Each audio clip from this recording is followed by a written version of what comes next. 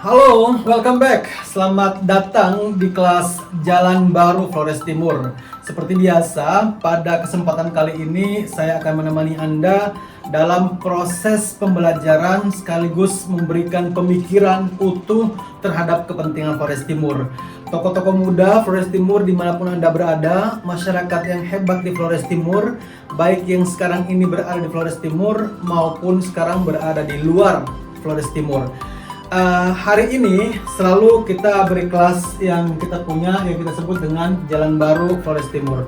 Oke, nah Jalan Baru Flores Timur ini hari ini saya ingin mengeksplorasi salah satu tahapan yang menurut saya penting untuk kemudian kita diskusikan sebagai pengantar untuk membuka wawasan kita dalam proses untuk perbaikan Flores Timur ke depan. Apa itu? Hari ini saya ingin berbicara tentang teori perubahan sosial. Apa itu teori perubahan sosial? Teori perubahan sosial. Kenapa kemudian ini penting? Saya jelaskan, kemudian saya sampaikan di momentum yang hebat ini adalah berkeinginan Flores Timur itu akan menjadi lebih keren, lebih hebat seperti daerah-daerah lain yang kemudian juga berjibaku, kemudian mengeksplorasi potensi, ide dan gagasan untuk melihat secara lebih detail apa sih sebenarnya yang dihadapi oleh Flores Timur sehingga kita bisa mencari jalan keluar yang lebih baik dalam rangka menghantarkan Flores Timur secara lebih baik. Apa itu teori perubahan sosial?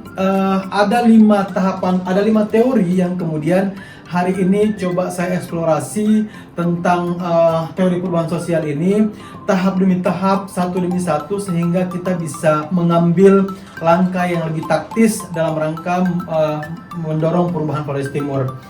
Yang pertama, teori perubahan sosial yang kita sebut dengan teori evolusi, ya. Teori evolusi. Secara eksploratif atau fakta yang kemudian kita hadapi di Flores Timur adalah teori evolusi ini. Kalau dulu kita sebut dengan misalnya ada dinosaurus yang cukup besar, kemudian dia mengecil, kemudian mengecil lagi dan kemudian punah.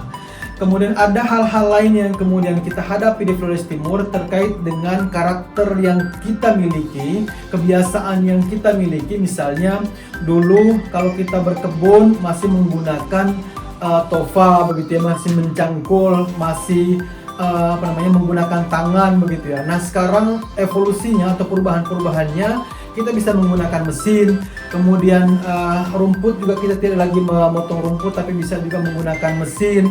Dan hal-hal lain yang kemudian kita saksikan betul bahwa ada evolusi di sana, ada perubahan di sana, ada perbaikan di sana. Maka dalam proses teori evolusi ini adalah kesadaran bahwa sesungguhnya naluri manusia itu ada nilai-nilai perubahan yang kemudian bisa kita dorong. Nah, yang kedua, dalam teori perubahan sosial ini, yang kedua disebut dengan teori perkembangan linear. Ini teori perkembangan linear. Teori perkembangan linear. Perkembangan linear. Teori perkembangan linear ini memfokuskan kepada sesungguhnya manusia itu bergerak dari satu titik ke titik yang lain, dari satu dimensi ke dimensi yang lain. Yang saya sebut dengan dari satu titik ke titik yang lain adalah dari posisi yang tradisional kita bisa masuk kepada posisi yang modern.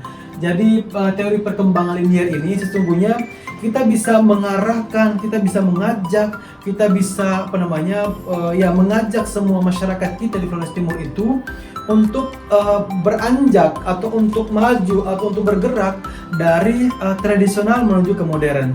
Kita menyadari betul bahwa di Flores Timur itu banyak kekuatan yang kemudian kita miliki, banyak potensi yang kemudian kita miliki dengan menggunakan teori perkembangan linear ini, bahwa setiap manusia sesungguhnya selalu saja menginginkan hal yang lebih baik dari sekarang. Misalnya begini, kalau dulu di Flores Timur mungkin orang belum menggunakan handphone, belum menggunakan laptop. Nah sekarang orang sudah bisa menggunakan handphone, menggunakan laptop, belajar mungkin lebih efektif.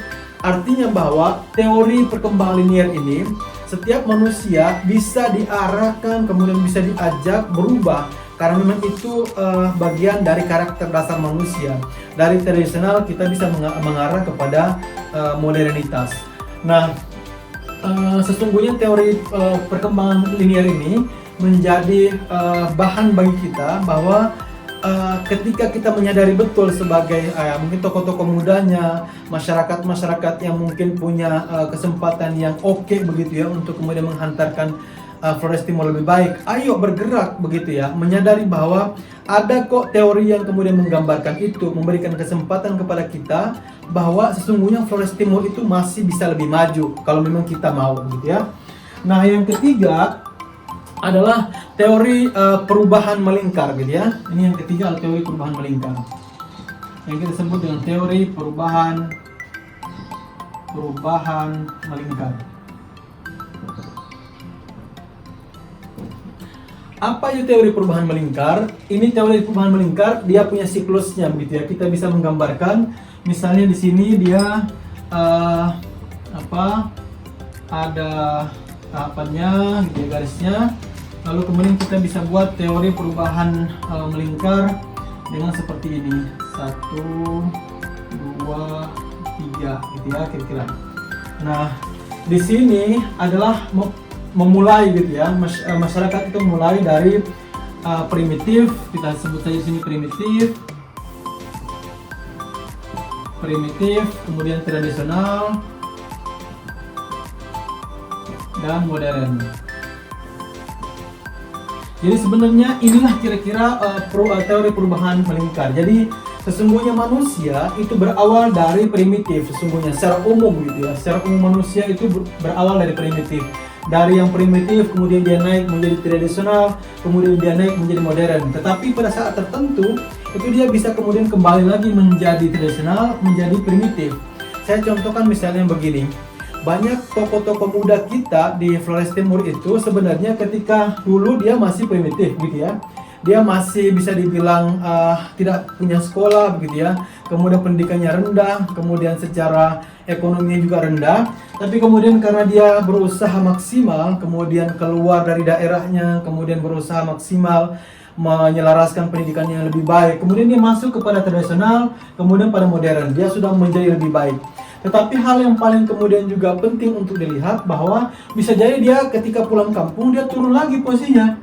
Ketika dia pulang lagi dia mengulangi kebiasaan yang kemudian harusnya tidak dia ulangi. Dia kembali lagi menjadi tradisional, kembali lagi kemudian menjadi primitif. Jadi ini siklus yang kita sebut dengan perubahan melingkar. Dia terus berubah selama kalau misalnya aktor-aktor hebat di Flores Timur itu harusnya menyadari betul ini. Ketika dia sekarang sudah berada di tradisional atau modern, maka ketika pulang kampung harusnya mindset, kemudian pola pikir, gaya gerak, semuanya berkembang untuk kepentingan Flores Timur. Ini adalah teori perubahan melingkar. Yang keempat adalah teori konflik. Ya, yang keempat disebut dengan teori konflik. Teori konflik. Sebenarnya teori konflik ini dulu pernah juga yang disebut dengan Karl Marx itu yang menggambarkan tentang teori konflik ini. Dia menyebutkan ada dua kutub yang kemudian menjadi persoalan begitu ya. Yang dulu ada kaum borjuis yang kaya, kemudian punya harta banyak dan macam-macam. Ada kaum yang miskin juga gitu ya, yang kemudian menjadi pertentangan yang luar biasa. Nah, teori konflik ini sesungguhnya memunculkan dua persoalan yang kemudian dihadapi. Misalnya kita ya bisa juga di Flores Timur itu rentan terkait dengan bisa jadi ada yang punya banyak harta, kemudian ada yang di bawahnya masih belum punya apa-apa misalnya begitu. Ada yang punya nilai pendidikan yang sangat tinggi, ada yang kemudian tidak berpendidikan. Nah, ini bagian-bagian teori konflik yang kemudian harus kita sadari bahwa butuh ada keran penghubung antara dua teori itu ya. Maksudnya teori konflik antara borjuis dan miskin itu, orang yang kaya banget dengan orang yang miskin, atau orang yang pengetahuannya lebih banget kemudian dengan orang yang tidak berpengetahuan. Tentu ini menjadi konflik yang luar biasa bagi kepentingan Flores Timur. Maka setiap masyarakat, setiap orang, setiap tokoh-tokoh muda yang punya kepentingan, punya kebaikan, punya gaya berpikir yang oke untuk kepentingan Flores Timur, ayo bergerak lebih keren, ayo bergerak lebih baik untuk menyusun pola yang lebih pas, menyusun pola yang lebih taktis untuk kepentingan Flores Timur. Kita menyadari bahwa saat ini Flores Timur di usianya yang ke-62 tahun dalam 2020 ini tentu usia yang tidak muda lagi begitu ya, usia yang cukup panjang dalam perjalanan Flores Timur ke depan.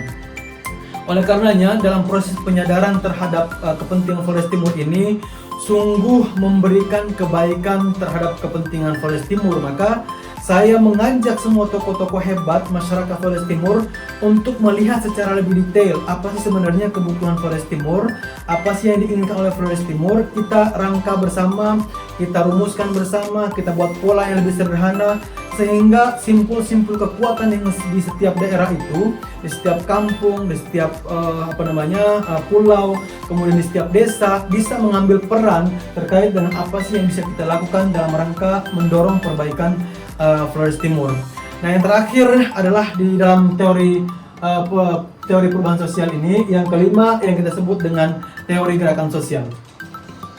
Kelima adalah teori gerakan sosial. Ini teori gerakan sosial. Teori gerakan sosial. Apa itu? Sebenarnya misalnya di Indonesia itu pernah terjadi teori gerakan sosial ini, misalnya kayak si Prita gitu ya, pernah mengalami persoalan yang dihadapi dengan rumah sakit, lalu kemudian masyarakat itu setiap orang mengumpulkan koin gitu ya. Nah, ini bisa juga sebenarnya kita adopsi sebagai bagian dari kepentingan Flores Timur. Contohnya begini, kita menyadari bahwa ada persoalan terkait dengan pekerja migran Indonesia misalnya begitu. Itu kan persoalan bersama. Nah, maka setiap masyarakat yang ada di Flores Timur, setiap tokoh-tokoh mudanya, setiap orang yang ingin Flores Timur lebih baik harusnya mengambil peran lebih untuk kemudian melakukan penguatan dan perbaikan terkait dengan gerakan sosial, gerakan bersama. Melihat betul bahwa ternyata ada hal yang kemudian bisa kita gerakan bersama untuk meningkatkan derajat Flores Timur secara lebih baik. Kalau misi besar kita secara umum tentang Flores Timur adalah meningkatkan indeks pembangunan manusia lebih tinggi, maka harusnya kemudian kita sadari bahwa teori-teori ini bisa menjadi guidance buat kita, menjadi cara buat kita untuk kemudian melangkah lebih maju dalam rangka memberikan penguatan terhadap Flores Timur. Flores Timur bukan punya satu orang, dua orang, satu suku, dua suku, tetapi Flores Timur punya kita semua. Maka kita punya tanggung jawab, kita punya kewajiban untuk kemudian menggerakkan, mengajak, kemudian melihat pola yang lebih taktis dan strategis untuk kemudian membawa Flores Timur lebih baik. Saya kira itu menjadi pengantar. Terima kasih buat Anda yang menyaksikan video ini. Semoga Anda sehat dan sukses dimanapun Anda berada. Thank you so much.